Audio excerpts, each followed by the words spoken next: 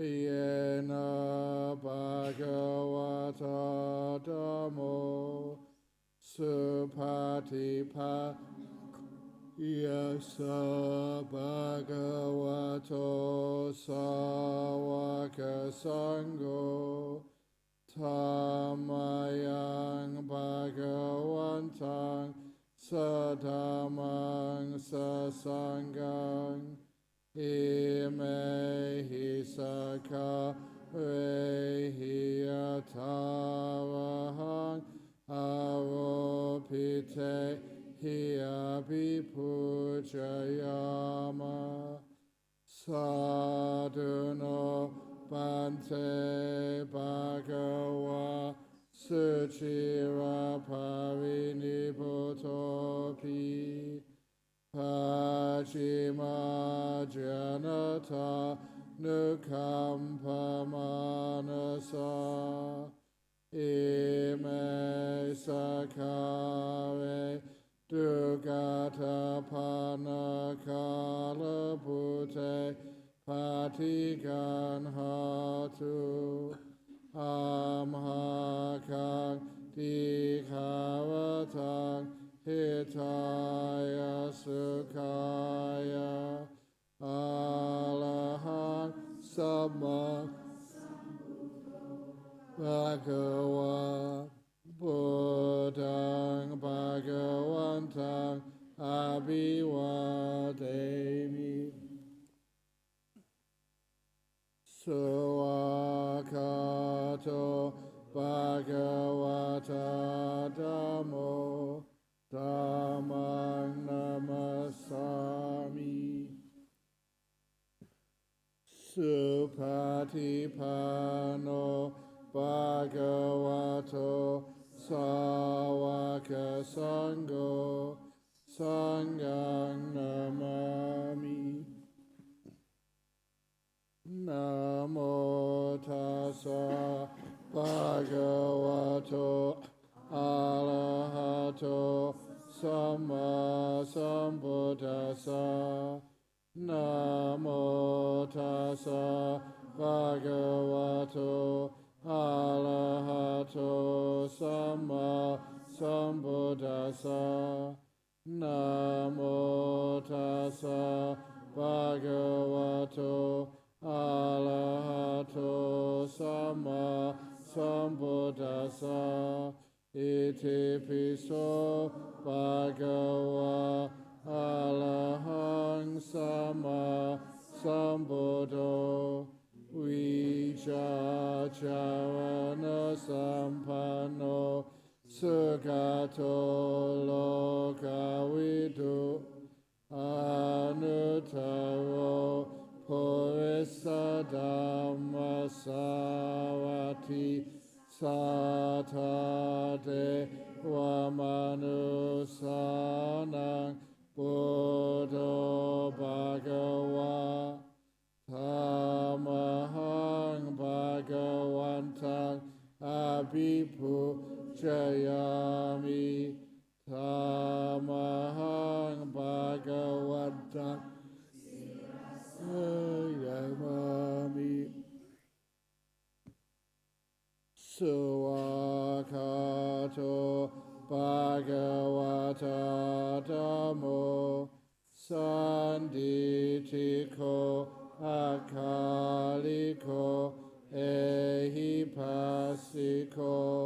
Opanayiko Pachatak Veditabo Vinyuhi Tamahang Dhammang Abhipujayami Tamahang Dhammang Sirasa Namami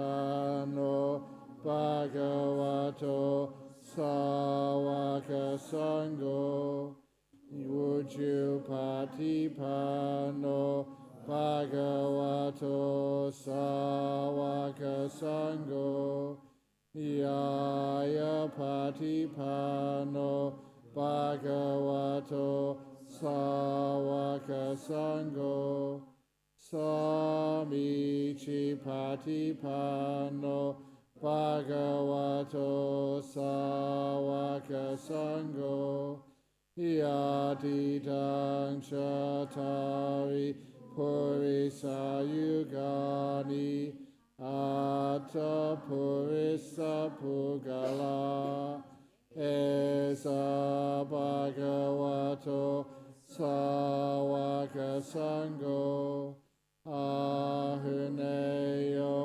Pahuneyo Dakineyo Anjali Karaniyo Anutara Punya Keta Lokasa Tamahang Sangang Abhipujayami Tamahang Sangang Sirasanamami.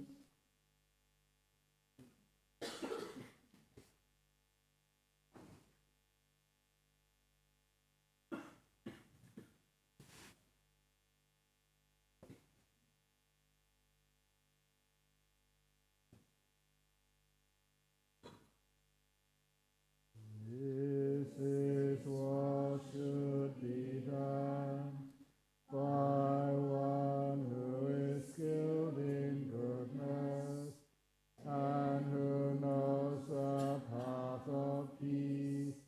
Let them be able and upright, straightforward and gentle in speech, humble and not conceited, contented and easily satisfied, not busy with duties, and frugal in their ways, peaceful and calm, and wise and skillful, not proud and demanding in nature. Let them not do the slightest thing that the wise would later reprove, wishing in gladness and in safety. May all beings be happy, whatever living beings there may be, whether they are weak or strong, omitting none, the great or the mighty, medium, short or small, the seen and the unseen, those living near and far away, those born and to be born. May all beings be happy.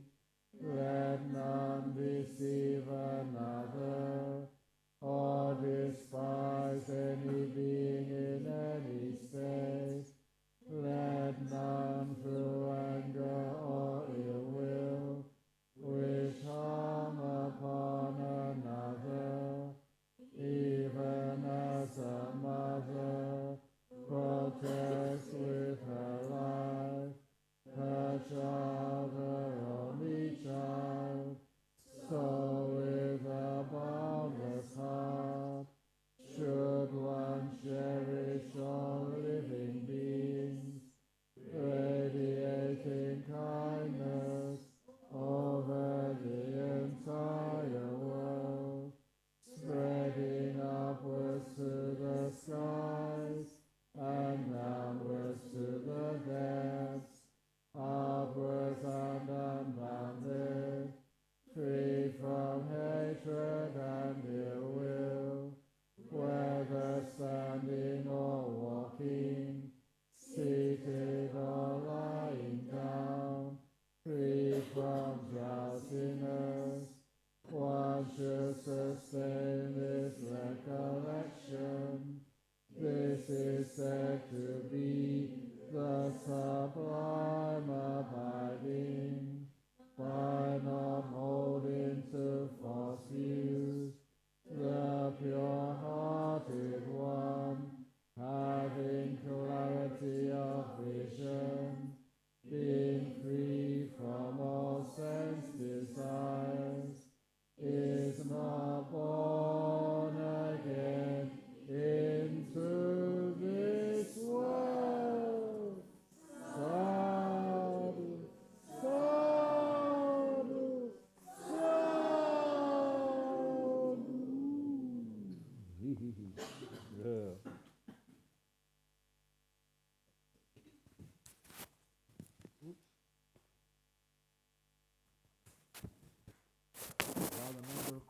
increasing or decreasing? Whoa. They should be decreasing as you get more understanding, more wisdom. Oops.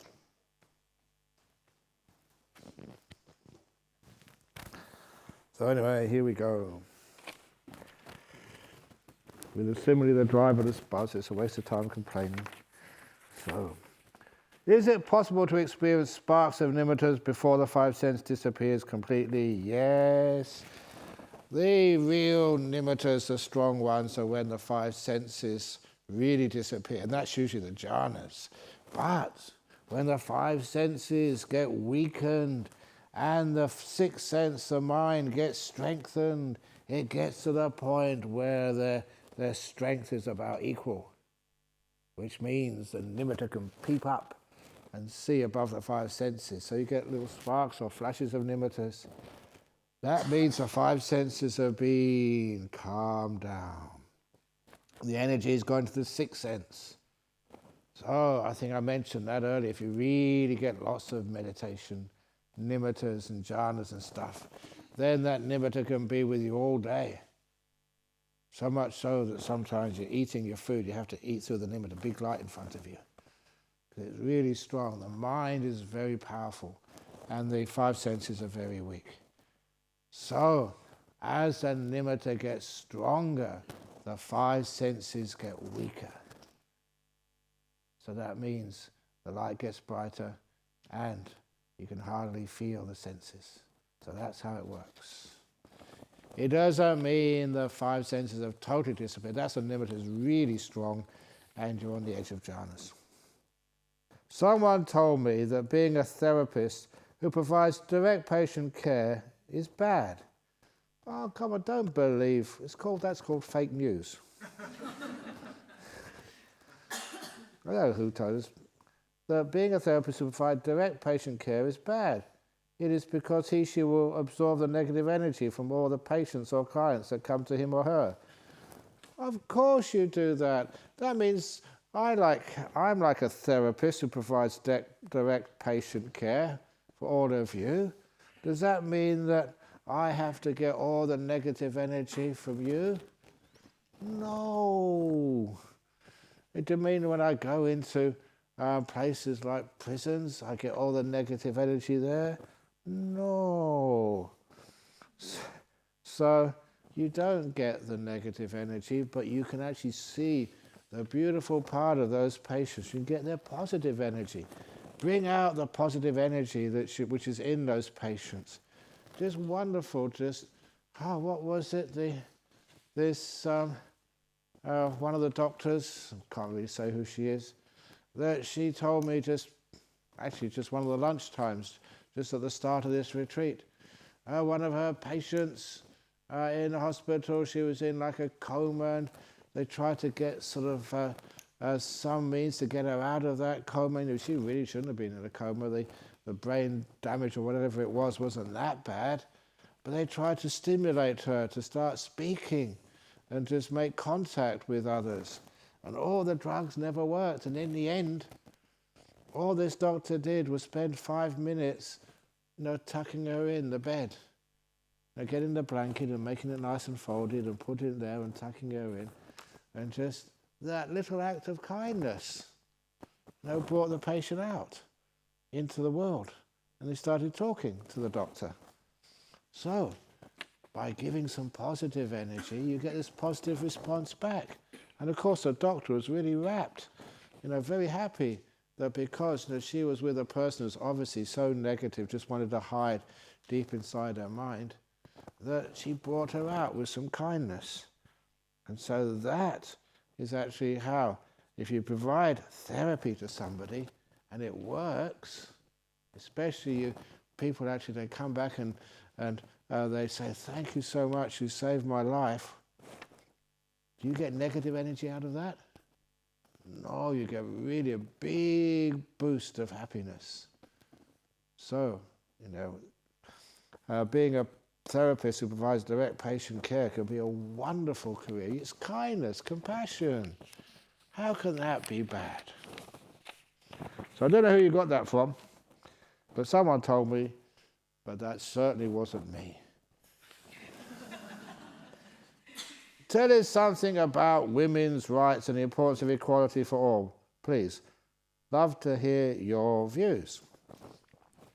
It's rights, equality. There's something inside of me which says, well, notice the why not sort of response.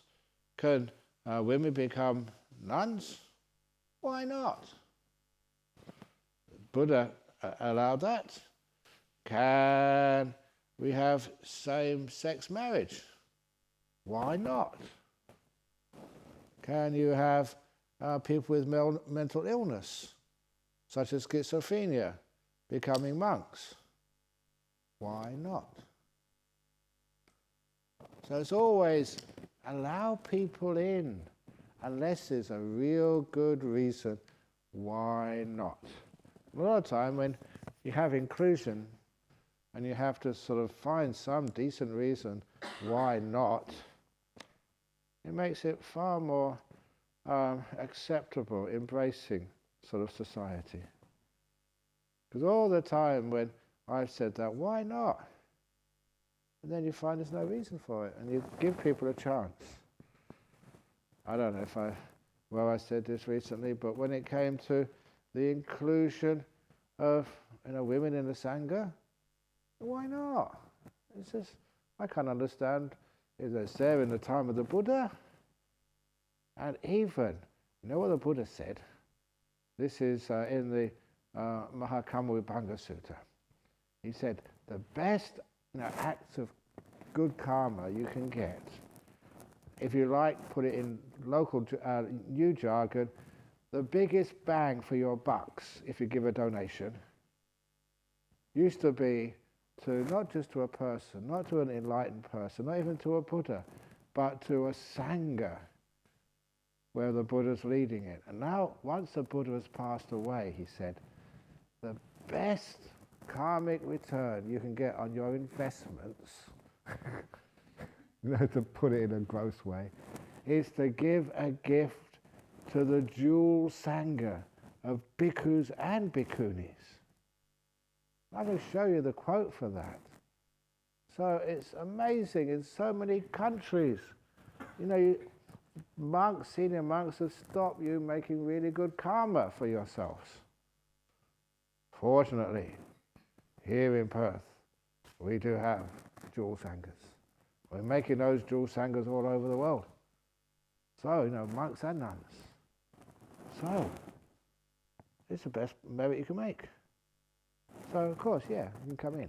And next, okay, just women's rights, but what about the LGBTQI and plus? Okay, I'm a bit tired today, so sometimes I get the last letters, but it's being inclusive. So, first time years ago that this man came up, and he was a very good Buddhist, always very supportive, but he was gay. Everybody knew he wasn't sort of hiding his sexual preferences. And he said, I'd like to become a monk in your monastery. Was that a problem? I said, well, I know you. Can you keep the rules here? And he said, yeah. And then I asked him, just quite openly, what if, like, a young man came in this monastery and you got very hot about him? You liked him. What would you do? That's a question I asked him. And he said, I just go back to my hut and lay down and just calm myself down. It's the same question you ask a young monk. A young monk, a young fellow who comes into this monastery and you see a nice, beautiful girl come in. What do you do? And so that's why it was a big danger in Thailand. As you probably know, that we lived in jungles. And just many monks were afraid of tigers, but tigers never ate any monks. But you know who did? A Thai girl. They were far more dangerous. I know many monks who died because of that. There's nothing to do with Thai girls or something. It's just young men and young women. Just, sometimes it's not meant to be, but anyway. So, there you go, there you have like a gay man comes in. So it's always, to me, it's why not? Well, if you can handle it and you're okay, you can live a very good life, yeah, give it a try. And there's a number of, I won't tell you who they are, but there's a number of very wonderful monks who were gay before. And it's somehow or other they have this wonderful ability to connect with others. So they're very popular, really good teachers. And then you got other people, like people with physical disabilities, even like old monks. I know that in some places they say, oh, if you're over 50, then you can't ordain as a monk. So why not? Same question, why not? If it's a case that you're really sick and you're old and taken lots of looking after, then I can understand why. Because it will take up the time of many of the other monks, just like being nurses to you all the time. But if a person has really helped out, they've served and looked after, I feel terrible that they've looked after me and they've given donation and looked after the temple, and they're reasonably fit. Why not? There's always a why not. So even in the time of the Buddha, there was this man, and I always go back to the suttas and the Vinaya. There's no rule prohibiting age discrimination from joining the Sangha. And there was this man who's 120 years of age. Believe it or not, his 120th year. Didn't totally complete 120. Might be 119 in sort of the way we look at it in the West. And he became a monk. And the Buddha ordained him. And about 3 or 4 months later, he became fully enlightened. And then a couple of months later, he died. It's called leaving it to the last minute. But he did it. And so you say, well, why not? So it really depends on the people. And just, give people the benefit of the doubt. Give them the openness. Give them the kindness and respect. They're not rejected just because they're old. Or even what happens if you ordain a fat monk? Well, it depends. If he can live the monastic life. If he can, fine. So it's always like being inclusive and the why not. And so that sometimes you can see that people get discriminated against. And by discriminated, they get excluded, rejected. They're not part of things. They're like stigmatized. And if a person's been in jail, can they become a monk? Why not? One of these retreats years ago, I think it was actually the BIF retreat, that there was, we were organising a cook for the retreat, and it was very difficult to find a cook, so we got this fellow who was the cook for the retreat. Now, what was his name again? Just over from Chennai, I forget what his name was now, but anyway, Carl, yes, right, great, Carl, thank you for that. Carl, and he was the cook. He did everything almost by himself, and he was just on work release from the prison up the road. So I think at the time, he was a serial rapist, I think. At least that's what he was in jail for. But you know what I say, there's no such thing as a rapist or a murderer. There's a person who did that stupid thing maybe a long time ago. But anyway, he was there cooking for everybody. And he was an amazing cook. He would actually make these pizzas. He'd make the dough by himself and the topping by himself and everything. And he was such an amazing hard worker. But I never told anybody that they were being served their food by a prisoner up the road. Because they'd have thought, this is terrible. You mean you got somebody like that staying in your monastery or staying in the being the cook in this retreat center, why not? He was safe and trusted him totally. So it's always a case of why not, of respecting a person and just treating a person because of, not what they've done in the past or where they come from, but who they are now and just what they can do now. And if you trust a person like that, they always rise to the occasion. Imagine that people don't trust you, and then they always look for the worst in you. And they treat you with fear and contempt. And what would that feel like if that was you? It's terrible. That's one of the reasons why, it's not just women's rights or gay people's rights. It's even like people with mental health issues, rights. Well, not rights, to be treated fairly. Elderly people's rights. Not elderly, but just to treat them with respect. And it's a lot of times that you see people, and the elderly people have huge amounts to offer. Yeah, maybe they'll not be able to sort of work hard like mixing concrete or digging trenches, but they have their other gifts and uses. So when you see everybody has something to contribute, it's wonderful to give them the opportunity to contribute. And that means that this place is Buddhism, monasticism, and it can thrive, where other people feel they're rejected. They're judged even before they come into the place because of some reputation of the past. In this place, you're not judged on something which happened years ago, or even like weeks ago. You're judged on who you are now. And of course the great example is Angulimala. For those of you who know the Buddhism, he was a serial killer.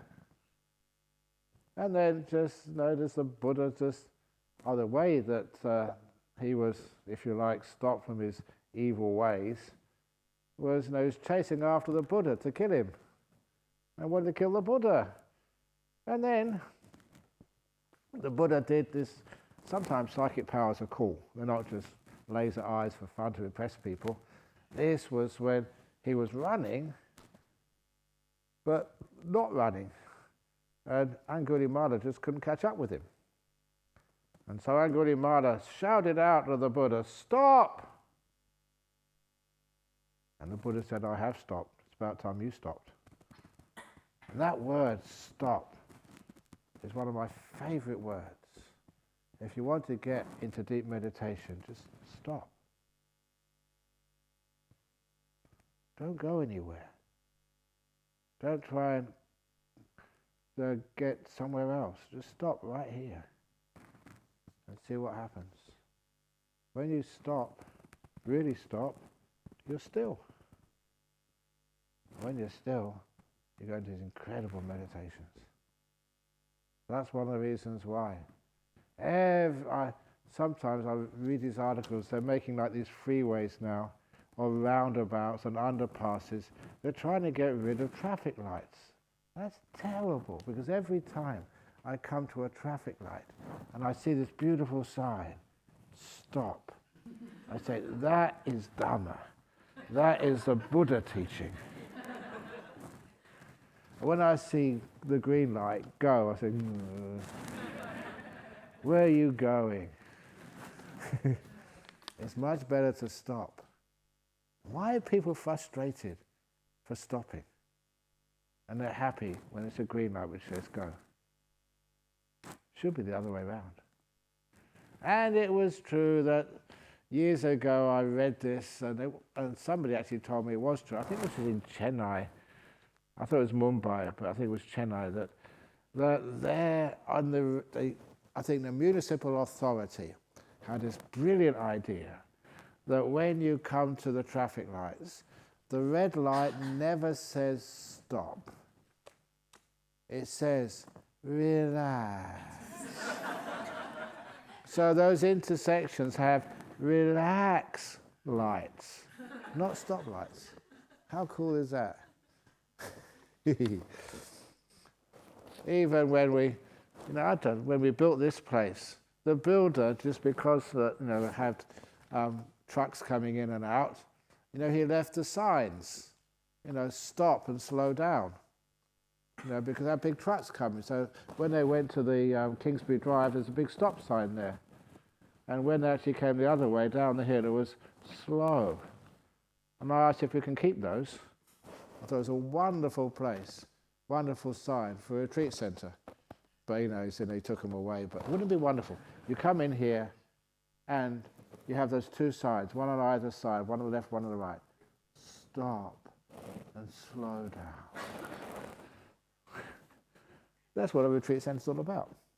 Anyway, dear Ajahn, I believe you do not watch TV or online, etc. I wonder how you know so much things that happen around the world. And you share with us. Now, I do watch the news, the ABC News and BBC News on my little laptop. Not a laptop, it's what's it called? A tablet. A tablet, yeah. I've got those. And the other things that I was telling one of the Indonesian men that the last time I was in Indonesia, a handicap was, after there's these talk shows. So I give a talk and he does his thing, as his son well knows. He's very, very outgoing, is Mr. Handicap, or Mom Handicap. Although it's not Mom Handicap, that's his son. Where is he? It's like Dad Handicap for him. Anyway, that afterwards he has his questions. And the first night in Indonesia this time, he asked me this question, that if you were, please excuse me, I've got it wrong, Thanos, and you had to destroy one or two things, what would you destroy? I said, what the heck are you talking about?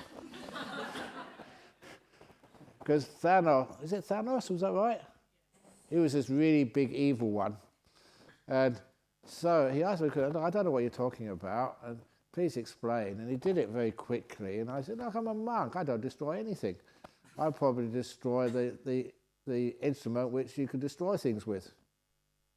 But anyway, that wasn't such a good answer. So the next day, when we were traveling to the next destination, I wasn't him, it was actually Tashfan, one of the other people in Ahimsaika.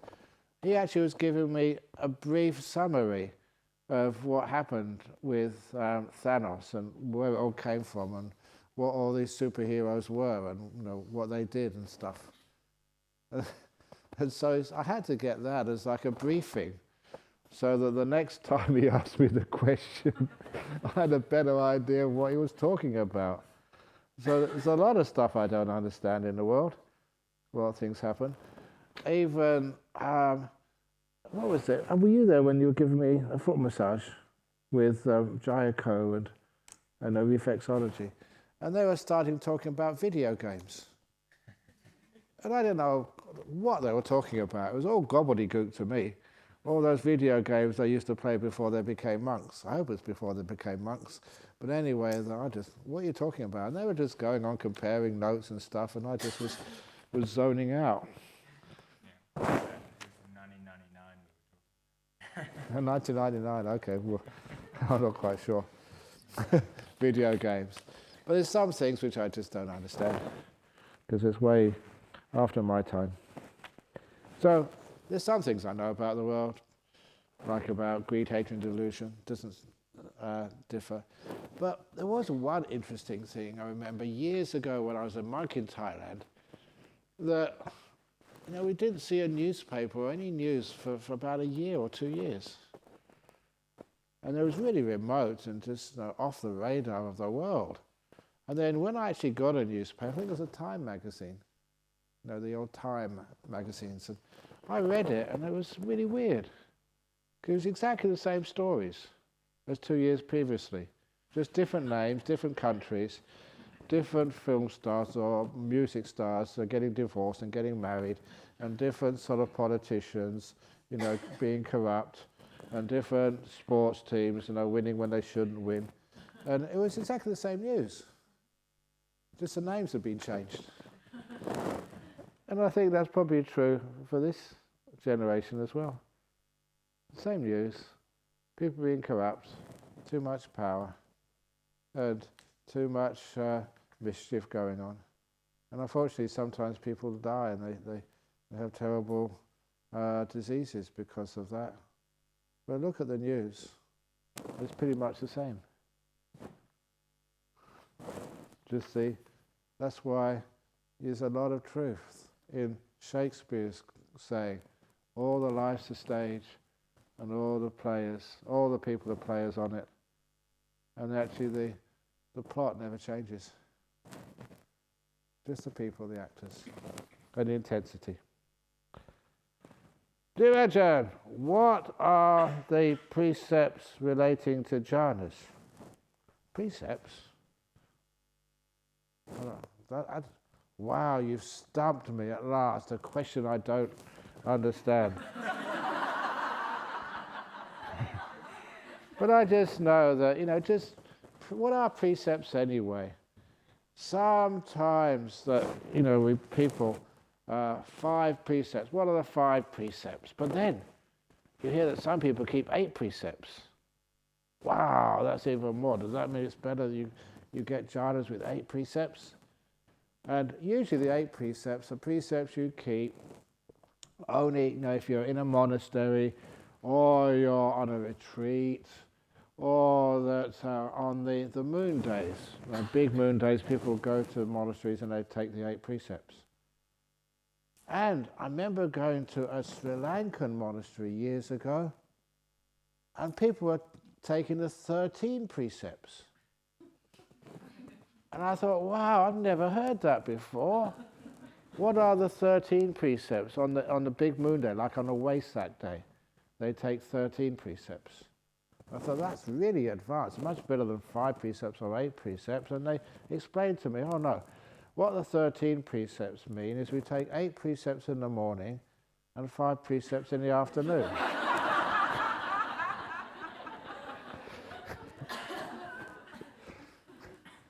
But then there are the Thais, and they're just lovable, they're just naughty. Any loophole they can find, that in the northeast this is.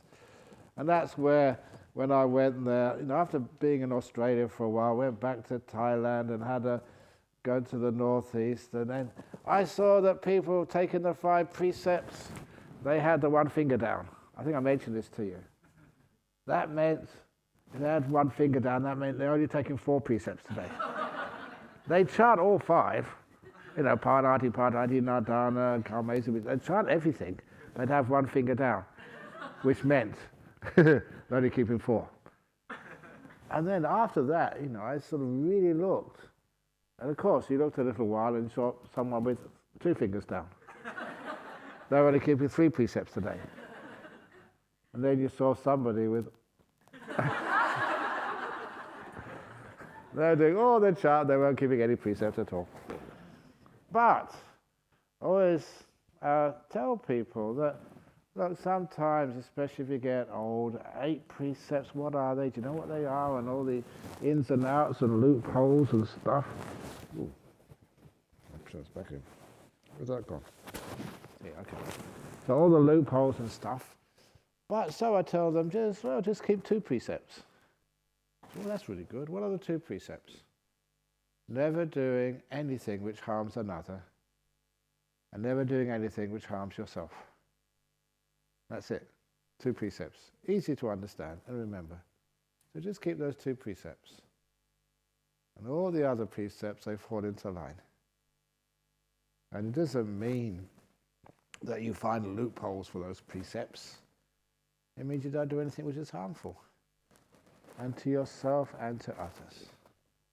And that's the precepts which are for everything, for jhanas, for meditation, for eating. So be harmless. And that's a beautiful expression of all the precepts, and that derives from the Buddha's advice to his son, Rahula.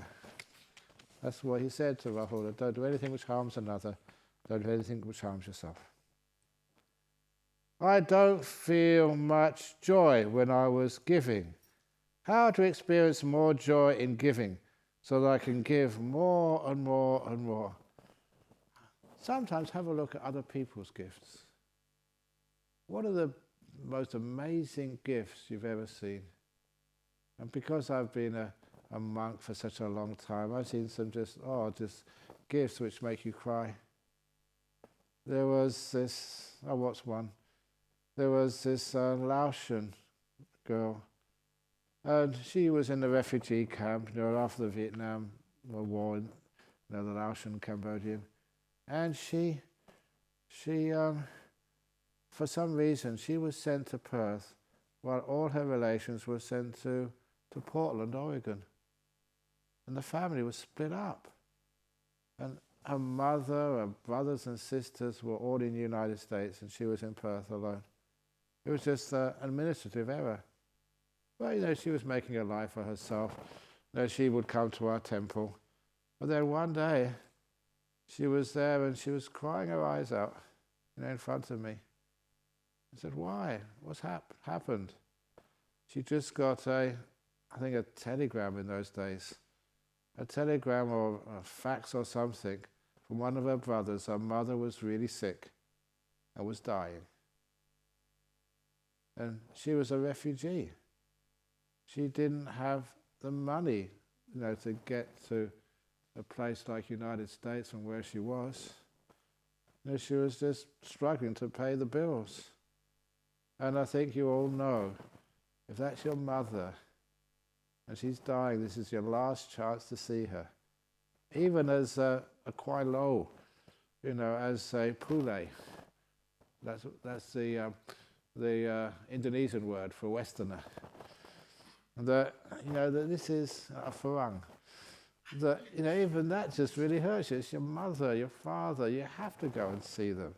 And when you can't, that tears at your heart. And that's even more intense, I know, because been living in Thailand for such a long time. That's even more intense for an Asian. It's your mum, you have to go and see her. But she couldn't. And she was just weeping and crying. And as she was doing that, there was another woman who was fighting to get compensation because she was a nurse. She'd injured herself picking up a patient. She was out of work. She'd been out of work for about a year. Just getting by on just unemployment benefits. And then she was right behind this Lao lady. And this lady was Thai. And she just got out her checkbook and wrote a blank check, signed it. Go and see your mum. Doesn't matter how much it costs. And she was poor, this Thai lady. She was out of work. But that didn't stop her writing a blank check. Fill it out yourself, however much it costs. So the Lao lady could go and see her mum for one last time. That's beautiful. That's the sort of giving which really impresses me. And it's not just that. I just say these monks just working all night to complete this floor. They don't sit on it, just for the sake that getting this retreat center all finished in time so we can have retreats in this place. So, there was one of the other great acts of kindness was when I was a young monk in Thailand, in the hall at Wat Nana Chat, that it was my job to do the sweeping and clean it up. So I was in the afternoon, I was in there by myself, just sweeping it, cleaning it up. And then I was behind a cupboard when I heard somebody come in. And they came in, quietly, and it was like a thief coming in. And so I just wondered what was going on. I just peeked behind the cupboard so this person wouldn't see me. And I recognized her. It was a village girl who was had some brain damage or something at birth. She couldn't speak. She could only grunt. And of course, because you're in that village, you got arms round every morning, you see everybody, all the festivals and the entry to the rains and containers, they all come there. So you get to know every villager. And this girl, she was so amazing that she could not speak like language. She would just grunt, and her friends knew exactly what she was saying. It was like a private language. And she would go to every festival. She was never excluded. She was part of everything. And that's why, you don't exclude people just because they're different. And her friends or other girlfriends would take her to the parties, and so she would join in everything. But then I saw her creeping in to the temple. She was looking around to make sure that no one could see her. And I saw her put something on the shrine in front of the Buddha. She was giving a gift. And I just let her do that, and she quickly did that. She bowed very quickly and ran out. I wonder, what has she given? And what she had done, she'd folded a piece of paper into like a lotus flower to present, to the Buddha image. And I looked at that. It wasn't exactly just well done. You could have done a much more well-folded sort of origami lotus flower, but that wasn't the point. This girl, maybe 13 or 14, it was so difficult for her to do something. That was the best she could do, which is one of the reasons why she snuck in there to give it, because she was afraid that someone would stop her because it wasn't good enough. And she put it on that shrine. And afterwards, I remember telling every monk in there, if any one of you takes that away and throws it away, you're going to see the violent part of Ajahn Brahm. Not really violent, but they understood that was so difficult for this girl to make and to put on the shrine. That was just one of the biggest acts of generosity I've ever seen. That was worth millions. If that was a golden flower, I'd throw that one away, but not this one, because it took so much effort, and she was so shy putting it up there. That was a brilliant act of kindness. And the other act of kindness, I love saying these things because they really make sort of me goosebumped. And just, I can feel just all this energy coming up now. Just amazing, just what happens. This was, where we started our nuns' monastery, that story. Getting nuns' monasteries, okay, yeah, it's a nice thing to do, but how do you do that? You start, the first thing I did was I put this article in our newsletter. Let's get a nuns' monastery started. And just see if people wanted it. And so we just, basically not many people were interested at first. But we opened up a bank account. That doesn't cost anything. And we maybe had about 10,000 in there or 15,000. And that sounds a lot of money, but you can't buy a caravan for that, let alone the land to put it on. So it wasn't really going anywhere. And then what happened? Just in front of the kitchen at Jhana Grove, this is when it only had one story, not the second story. This gentleman came, this Aussie fellow, and he was in the traditional Australian uniform. Thongs, like flip-flops, shorts, and a singlet. And he came in an old car. And so I didn't think very much, but he said, Ajahn Brahm, I need to see you. I hear you're raising funds for a nuns' monastery. And to look at him, I didn't expect that he would give very much. And always I get caught on that every time, stereotyping. Just looking at a person, they're not going to offer very much, or look at someone who's really well dressed. I better be kind to them, then maybe get a But anyway, this guy, he said, my wife gave birth to my first child a couple of days ago. It was a daughter. He said, I'm a Buddhist. And he said to me, he wants to make a contribution to our nuns' monastery. And he said he wants to do that in honor of the birth of his first child, a girl. And he said, I remember what he said. He said, I don't know if my daughter would be interested in Buddhism, let alone becoming a nun. But I want her to have the chance, to have the choice. If she wants to, I want her to be a monastery where she can be respected and live that life just like every other person can. So he gave me a cheque, a contribution, 250,000 Australian dollars. $250,000. And that was a long time, no, a few years ago, and that I couldn't believe it. And just shaking.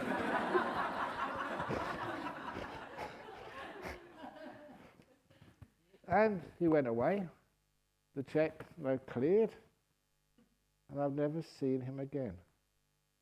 That was the weird part. I thought he'd at least come and say, how's it going? Is it need any more money, or can I come and to the opening ceremony, or anything? But he disappeared. And that was the weirdest part.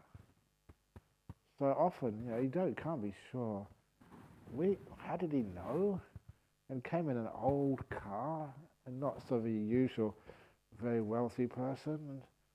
And sometimes I wonder whether that was like a heavenly being. So apparently that happens.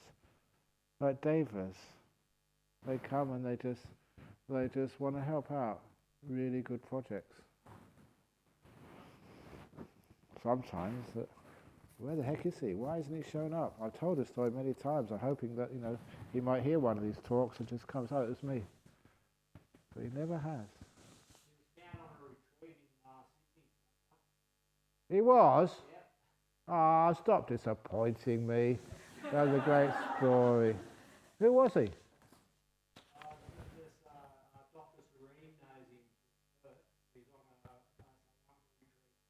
Oh, yeah. Are you sure? Are you sure it wasn't a deva just appearing? Yeah, but anyway, it's a brilliant sort of little gift. And it's wonderful that it was given like that. That just also gives me just amazing, unexpected generosity. Anyway, dear Ajahn, we're going to Dhammasara and Dhammaloka tomorrow. Could you please tell about those two monasteries? Well, I know I've already showed how we started off with getting some funds to buy that place. But also the nice stories were that when we had some money to buy something, that was with like Bianca, some of you know Bianca because you come to those other retreats, and her partner at that time, he died a few years ago. But then we're going down this road, Reen Road. There was a 30-acre property on sale, which was within our price range, 30 acres. Now that may sound a lot over in Hong Kong. But when we saw it, I went to see it and I thought, is that what you want to give to bhikkhunis, to nuns? That's really just the message I got from that small piece of land, was that bhikkhunis weren't worth it. They weren't really valued. Over here, even the monks had 100 acres, just 30 little acres for nuns. That was demeaning. But as we went down that Reen Road, there was this big sign saying 583 acres or something of pristine bush and serenity. And when I saw that, I said, hey, let's go and have a look. No, we can't afford that, said Bianca and Ron Battersby at the time. And said, no, it doesn't cost anything to look. So we went in to have a look. And it was just really impressive. And so I said, that's what I want for our nuns. 500, it was 563 or 83, almost 600 acres. A beautiful forest. It was perfect. But how on earth can we afford that? So what we did, it was on auction.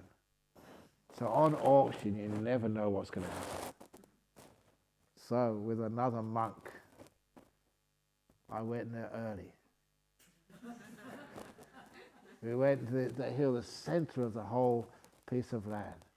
And we chanted. Really chanted, full on, full power, getting all the heavenly beings on side. Maybe that was just, cheating in an auction, but I don't know. And then the auction started. And now by borrowing a bit here and seeing what we got over there, that our limit was 600,000. We couldn't do more than that. They would bankrupt us. We'd be in big trouble. We wouldn't be able to pay it off. So our treasurer informed the auction, the bidder who was doing it for us, 600,000 is our limit. You can't go over that. So the bidding started. It was really exciting. That's where I learned. The auctioneer started. It's a beautiful piece of land, so serene. Now, can I hear a bid for 400,000? 400,000? Do I hear more than 400? 425? Do I 450? 450? And you can see how it gets everyone excited. And people put their hand up, and they're in big trouble. So anyway, somebody bid 500,000, 525, and our fellow said 550. Someone said 575. And our man said 600. And I was just using all the powers to try and keep everybody's mouth shut so they couldn't speak. And then another gentleman put their hand up, 625. Oh. And then our bidder, 650. And our treasurer, say, stop him, we can't afford that. He's got no authority, he can't do that. No. So I used my power to shut up my treasurer. That I could do. And it passed at 650. In other words, we got it. And so how are we going to pay for it? Oh, come on. It's inspiring. And when it's inspiring, always good things happen. So eventually that we managed to borrow a bit more here, take a loan over there, and find out 650, we got it. And of course that's now Dhammasara Nuns Monastery. And you go there, it's amazing. And of course just building it, they had no buildings on there at all at first.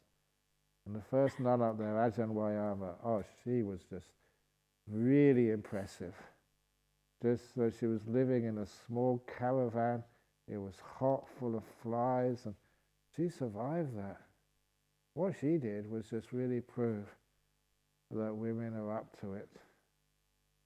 That she got respect by her endurance and her wisdom. And that was an important thing that people all realized. That why not? These women renunciants were as good as, if not better than, the monks. So, give them a chance, and now it's flourished. That's Dhammasara. Dhammaloka that's our city centre. Call it a monastery, it's more like a vihara. But also that's a beautiful place. It's lots of stuff going on over there, and you'll see it tomorrow. That's where we go to do most of the teaching. In other words, so that the monasteries can be quiet and secluded, so not many people come and visit. Oh my goodness, too many more of these to go. I need to be consistent with my meditation. How do I do that, please? Super glue. Put it on your meditation cushion and on your bottom, and just sit down there so you can't get up.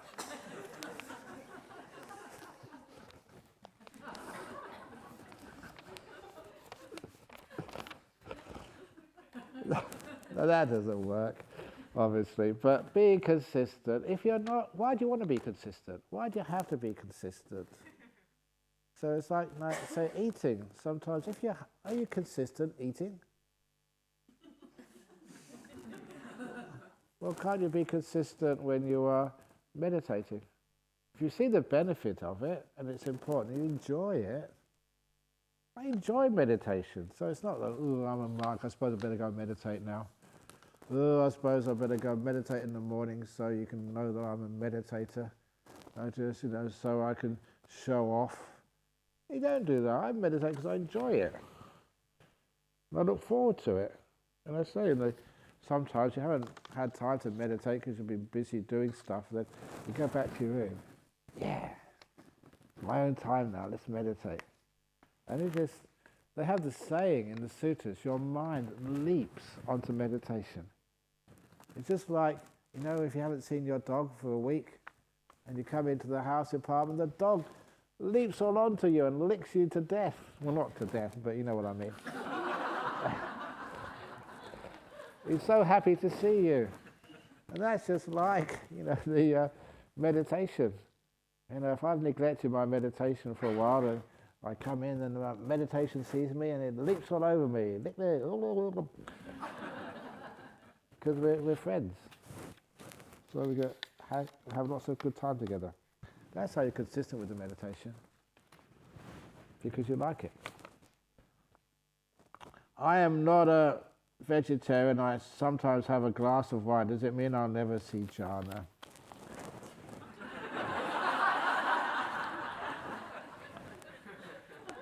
Sometimes if you have too much wine, you may think you see Jhana. Just a Jhana. No, you can still see jhanas. It's just a matter of are you harming yourself or harming others? So it really depends on each individual. But even like wine, it's not alcoholic wine. So if you like the taste, have some of that. Or just, have a tiny bit of wine. How do one be kind to her own mind and have peace when she got hurt in a broken relationship where the other is long gone or dead? Oh, if you got hurt in a broken relationship, you're so lucky. She's now long dead. What was that? There was this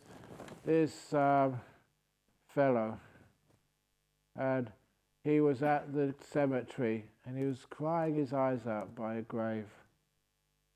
And the person said, "Oh, why are you crying? Was that your wife?"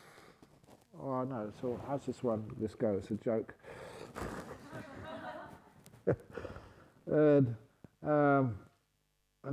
Is that your brother or your father? Because the guy, on the gravestone, he said, "No, that was my wife's first husband. If he hadn't have died, I'd be the happiest man." My wife's first husband. So if he hadn't have died, I'd be a very happy man. Figure it out? My wife's first husband. Okay, I did try. You had a broken relationships break. If not now, when you die. So it's a wonderful test to see if you can work out a relationship. And you always try, and I always advise, give it a go. There's many things you can do to keep the relationship going. But if it does break, it gives you some sense of freedom. Saying that I had relationships, I had a long one once when I was young, and then, you know what happened? She left me for another guy. Thank you so much. If you hadn't have left me, I would have never got to become a monk. Oh, that was so close. Thank you. But sometimes you have a wonderful time with your partner. It's a lot of letting go you have to do. So how to be kind to her own mind and have peace? Why do you allow the scars of the past to keep being infected and stop you being happy? And a lot of time you have a wound and you keep scratching it or worrying about it. So let that wound from the past heal over. Cover it over with grass, as they say in Buddhism. And little by little you learn from that pain. You don't sort of stop your happiness. You learn from it. It's like the old simile of treading in the dog poo. And you never scrape it off your shoes when you tread in dog poo until you go home. And then you scrape it off under the longan tree. Because you like longans. And so what happens when you scrape it off under the longan tree? 1 year later, your longans are sweeter than ever. And you must always remember, that simile that when you eat those longans, and they're really juicy. I mean, they're really juicy. Why? Because you're eating dog poo. It's true, isn't it? You've been transformed into juicy longans. So that's why you had a broken relationship. It really hurt. But you haven't dug it in yet. You're still carrying around in your pockets. It's still festering. Dig it in. You become a kinder, happier, wiser person. You grow fruit from that bad experience instead of allowing it just to take away your happiness. Anyway, I felt like my skins are being pulled when I meditate. Really, that's interesting. But afterwards I feel really good about it. Great.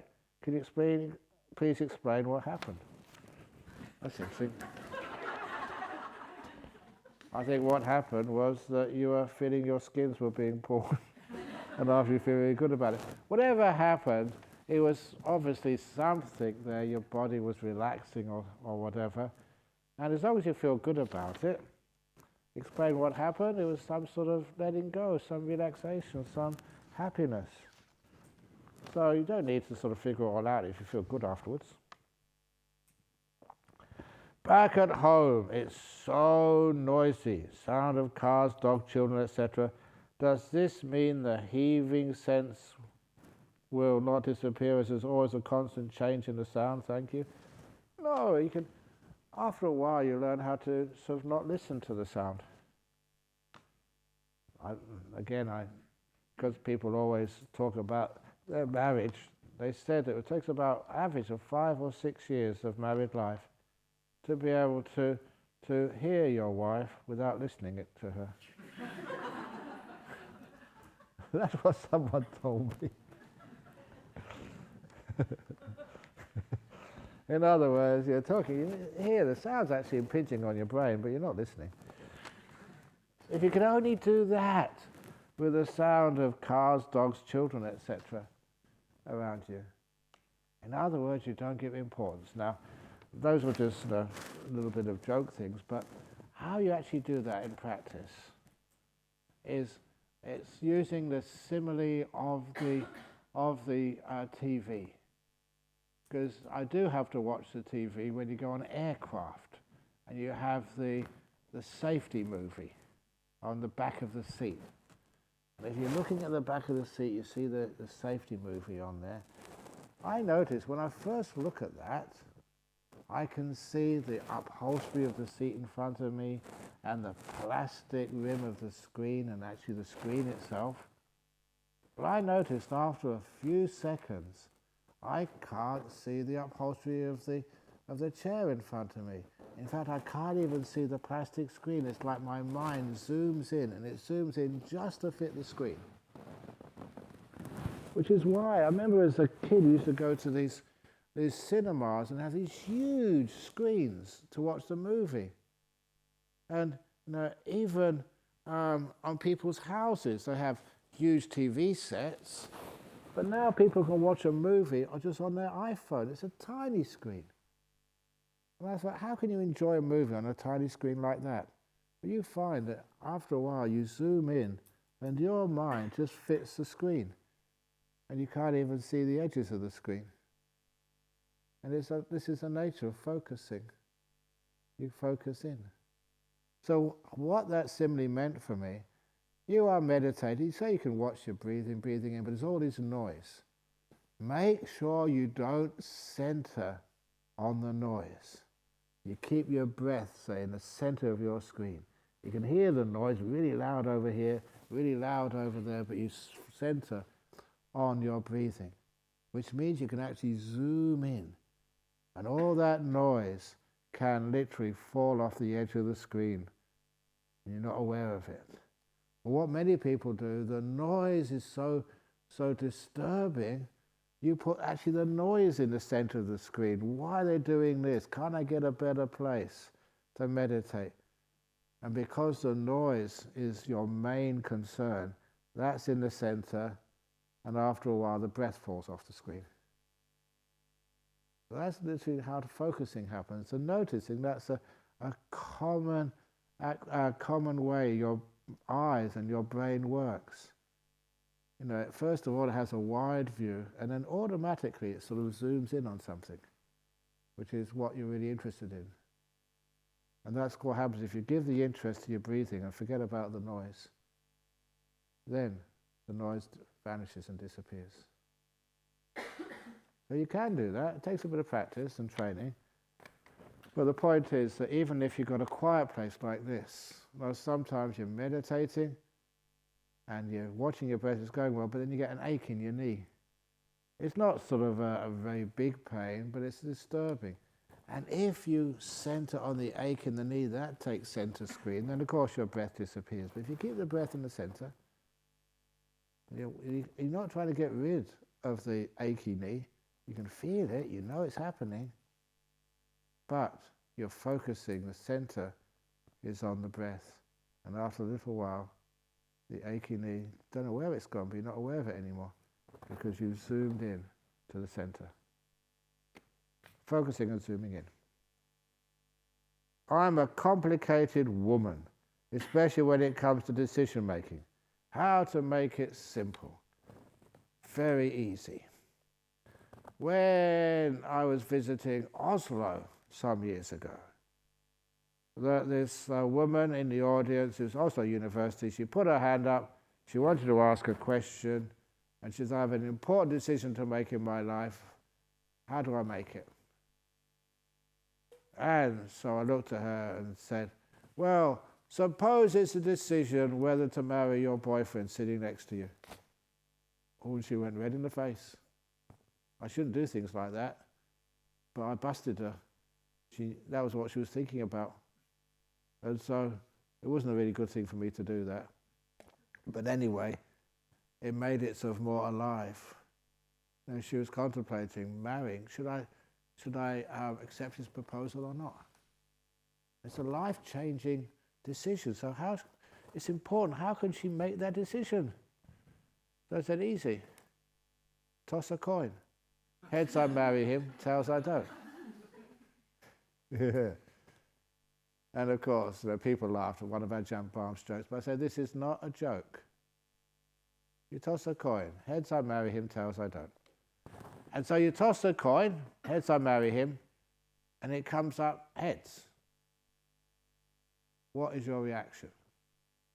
This is the important point of the exercise. How do you react when it comes up heads, I marry him? Is it yes? Or is it, let's try 2 out of 3? And if it's 2 out of 3, it means you don't want to marry him. You're not ready yet. It's not the time or whatever. But at least it shows you how you feel. Your intuitive answer to that problem. And that's the one you should follow. So the tossing of the coin is just to reveal, what you really feel is the right decision. And get beyond or past all of that thinking and which drives you crazy. So that's actually one way of doing it. Find out what you really want to do. Toss a coin. Heads, I become a nun. Tails, I don't. I stay in the lay world. So toss a coin. You toss it. Heads, become a monk. That's not what I want. At least it reveals it for you. And the second part about decision making, when you do make a decision, just understand, I think you can appreciate this, whatever decision you make, is not really that important. What really is important is what you do after you make the decision. So you keep all your energy and effort so that when you made the decision, you make that decision work for you. So just like, similarly, you go outside, you turn left or you turn right. If you turn left, you make that decision work. You turn right, you make that decision work. You keep the energy for what you do afterwards. And that's true. You go out of this hall, you turn left.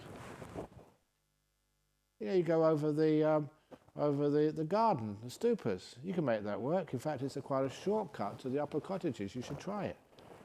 If you turn right, then you go just round the back of the hall, and you can go to the lower cottage by that way. And even if you turn right and you live in the upper cottages, it doesn't matter because the path goes all the way around and you get to the upper cottages. Whatever path you take, it always gets round to the end. So does it really matter which choice you make? Or does it really matter that once you made the choice, you make it work? You keep the energy and all the effort for what you do after you've turned left or right. Dear Ajahn, what is a practical way to overcome addiction? Loving yourself. Because addiction is like self-destruction, self-harm. And it's because you don't think you're worth it much that you sort of try and destroy your happiness. But if you have this beautiful sense of realizing your self-worth, the fact that you're a lotus, maybe on the outside it's a bit damaged, but on the inside is this beautiful, beautiful in the middle of the lotus. Once you understand that, you realize you don't need to sort of destroy yourself and self-destruct, which is what addictions do. And once you realize you're worth it, it's any addiction you can find a way out of, if you want to. If you think there's something worth protecting and saving. That's one of the best ways to overcome addiction. Have a better, wonderful, beautiful attitude to yourself. You belong. After I feel the tingling sensation moving through my body, then as you suggested, I bring it back to my breath. However, there's still some vision, images in the background when I'm watching the breath. It's like I'm watching the breath, but there's also some wandering mind behind it. How is this possible? How to deal with it? Use that focusing technique, like I mentioned earlier, where you can just focus on the breath and the other stuff. You know it's there, but you don't pay too much attention to it. And after a while, it disappears and falls off your screen. How to be more confident and believe in ourselves. I often do not believe what my heart told me unless I hear it from somebody else. So record what your heart tells you and then play it back. Then you hear it from somebody else. That was a good attempt to try and answer the question, but anyway, obviously it didn't go down very well. One way to believe in yourself and have that confidence, that's similarly of doing the 10 push-ups in the morning. My exercise. When I get up in the morning, I go to the toilet, and then afterwards, I do my 10 push-ups. Do you think I do exercises? Of course I do. 1, 2, 3. I really have to use this. I don't need to be thin as a monk, but I really need to learn how to smile. Because a lot of time people take photographs of me, and if I don't smile, that's just really bad for business.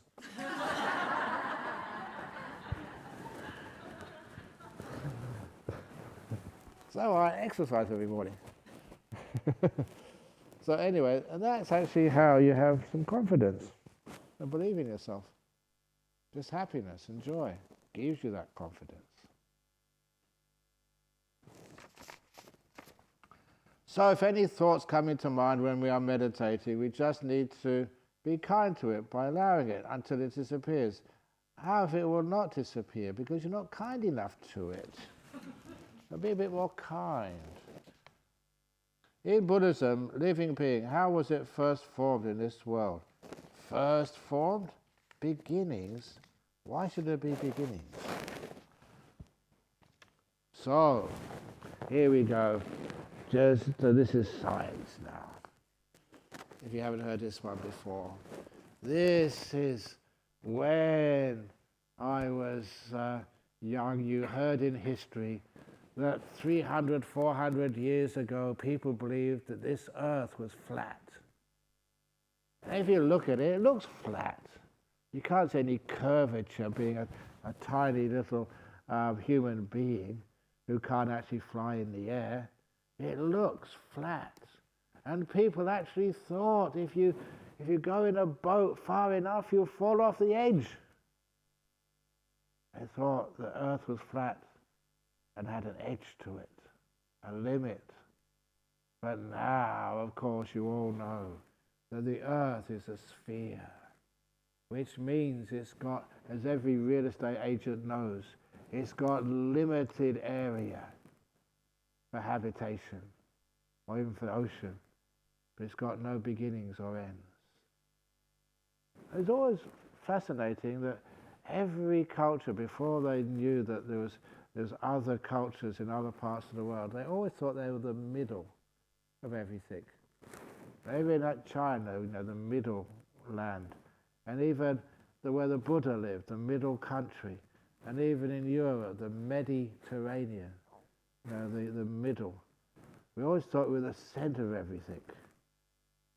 And so that even when you draw maps, I remember as a kid when I saw the maps in history, because I was born in England, they had like Britain in the middle, the center. And of course, a place like Australia was just, almost off the map. It was in the corner somewhere, down the bottom. So I remember when I first came here, I saw this map in the shop, the corrected, real, respectful map of the world. And in that map, you had Australia in the top center. Of course, it was the other way around. It says, this is where Australia belongs, the top and center. And that meant that United States, I think, was in the bottom right-hand corner somewhere. It almost disappeared. And England was in the other corner. You could hardly see it. But why do they call this place down under? We're not down under. We're middle on top. There's perspectives. But anyway, so the earth is round. It's got no beginning, no end. There's no top or no bottom, no middle, no edge to this world. So we all know that now. But then, being interested in science, the universe, not just this galaxy, but the whole big universe. And there was this, if there are any mathematicians or scientists, there was even for high school science, they had this Obler's paradox. And it was actually a very neat, very simple, but very convincing mathematical proof that the universe cannot be infinite. And of course, every scientist knows it's not. It's a limited volume, but with no edges to it. It's like people sometimes say it's like a balloon. You may have seen that simile. A balloon with little stars on it, and it's expanding. But the volume is increasing, but there's no beginning, no end. Because space is curved. So it doesn't matter how far you go, you never come to the end. If you go in any direction, go that direction over there, it's really, really fast. I think, what was it, Star Trek, warp speed 6 or whatever. You actually come back to where you started. Because this universe is also curved. It's not flat. So limited volume, but no beginning and no end. No edge. So then, that's accepted. Every scientist knows that.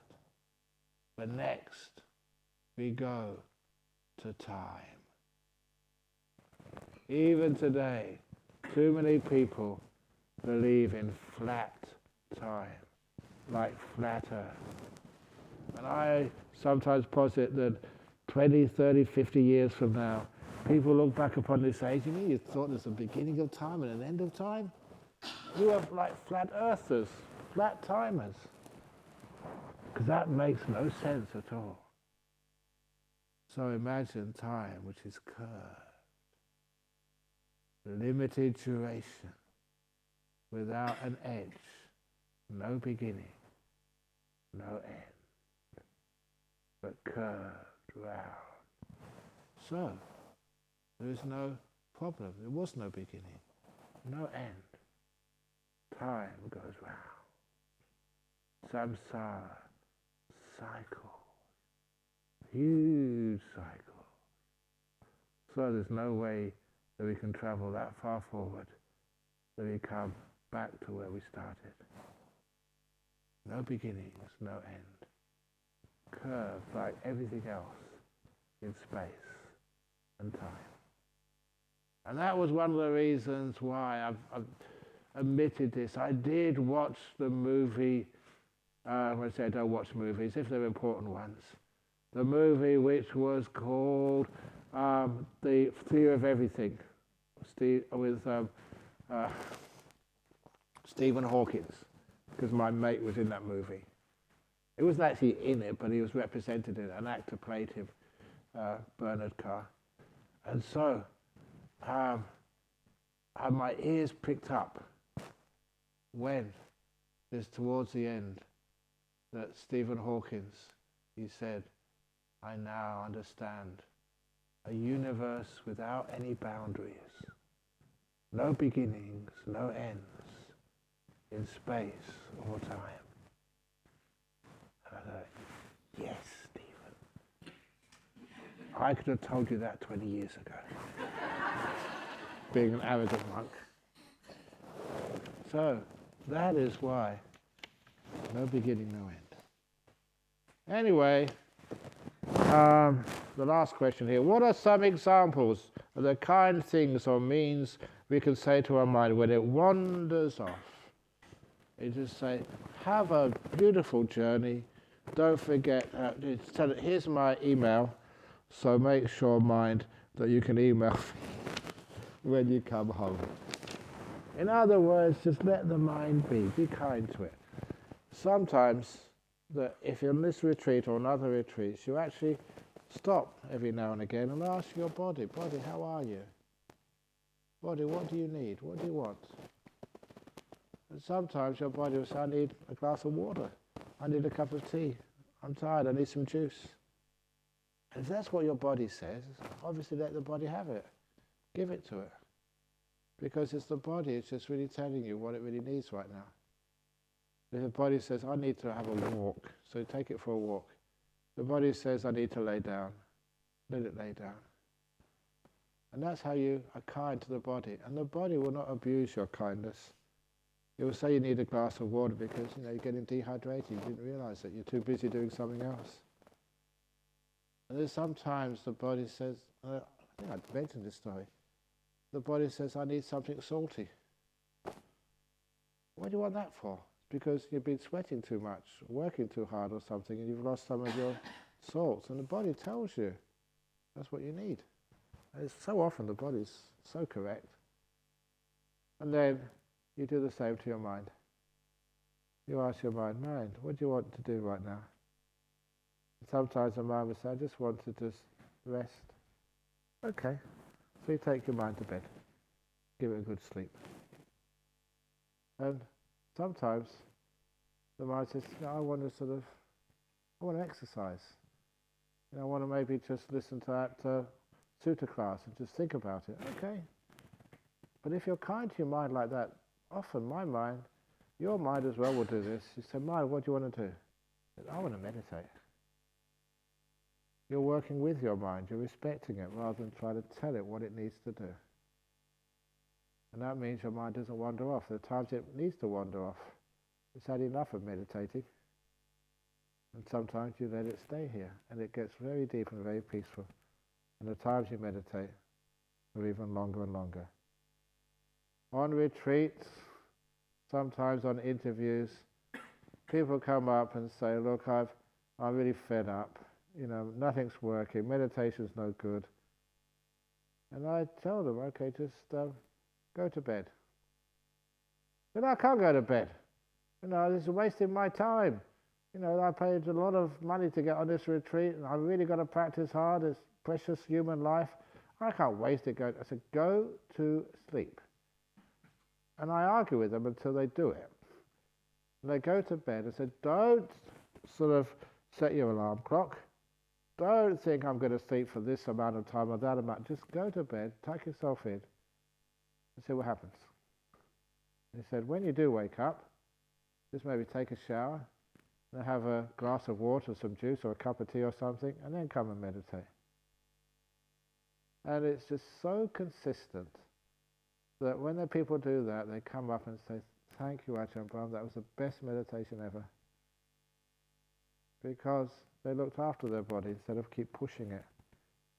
Had a nice fresh shower and a glass of water or tea or something, and your body feels so good after that. You come and meditate, and the body and the mind just do it by themselves. You don't need to do anything. You're relaxed, peaceful, and you get very, very still. Just like the Buddha had to bathe, had a good meal, had a rest, and then sat under the Bodhi tree and got enlightened. The middle way. So, that's what to do with your mind if it wanders off. If it's a perpetual wandering off, and it just never gives you any peace at all, then as a last resort, give it a lobotomy.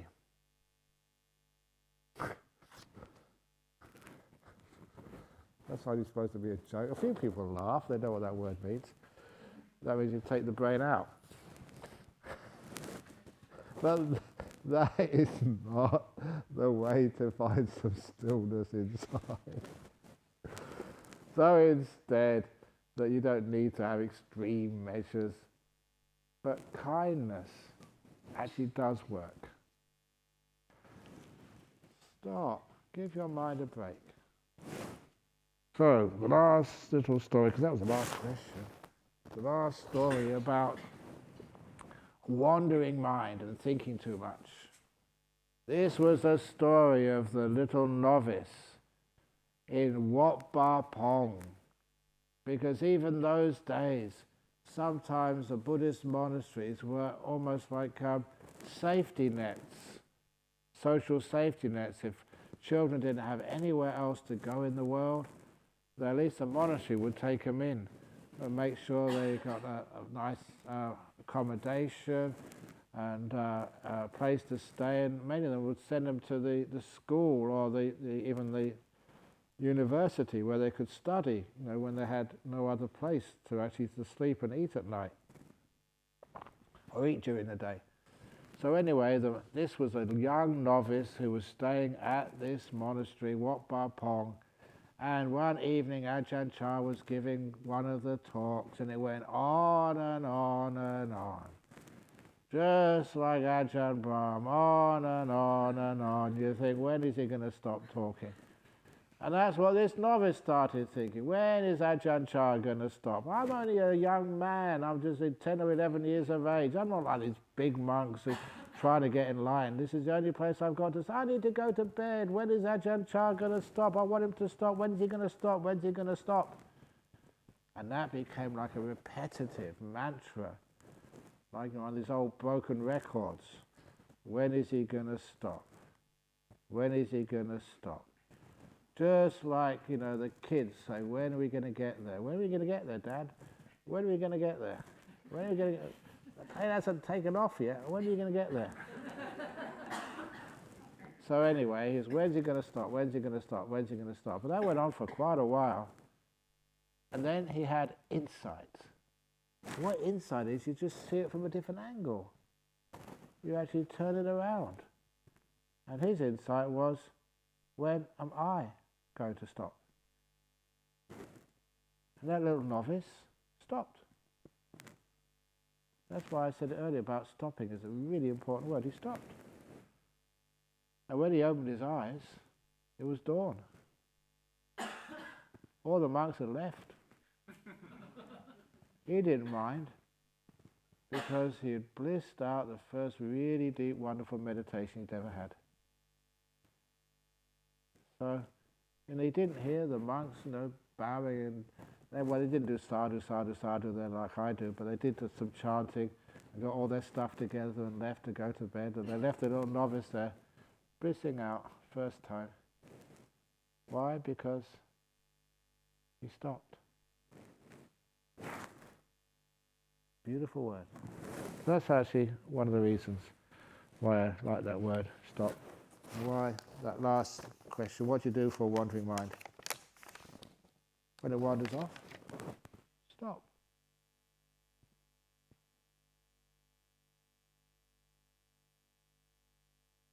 Okay.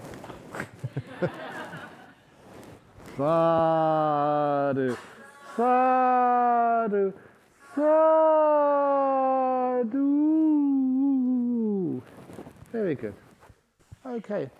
So what time are you actually going off to Dhammasara and Dhammaloka tomorrow? 1:30 you're going off? Wow. So are you all going, or some going, or most going? Okay, very good. Anyway, have a lovely afternoon, and I will see you Dhammaloka Friday night, because I'm there as well. Can't get rid of me, or either that or I can't get rid of you. whichever way you look at it. So anyway, have a wonderful time there, and obviously I'll see you in the morning time. Oh, and Della, what's happening on Saturday? You go to Dhammaloka again? Just the usual thing. Oh, just what happens in the evening, like Q&A in the evening as well? Yeah, I think meditation is good in the afternoon. But I was just wondering about Venerable Kassapa, because what time, because we're going to be taking the tables over, I think, on Saturday afternoon, a lot of the chairs, for the ceremony on Sunday. Or maybe can we do it a bit later? Maybe have to do it later. Yeah, because they need them for lunch on Saturday. It's your decision. Yeah, okay. Power. But on Sunday, Saturday evening, do you have any dinner or anything there, or any? We're not taking 13 precepts. Excellent. But you're having some snacks in Dhammaloka tomorrow? Yeah. Tomorrow, okay, well, that's okay. Okay, so I think what we did last year, I think on the Sunday morning, because the tables will be gone, are you having the breakfast tomorrow on Sunday morning here? Yes. I think we were okay last time. Yeah, I think we With a few tables. yeah, okay, yeah, okay. So anyway, so to make sure you have enough tables, make sure you hide some tables when the monks come. Okay, we'll figure a way out. Okay, very good. I think we were okay last time. Yeah. Okay, good, yeah. Okay, so good night and have a good last night.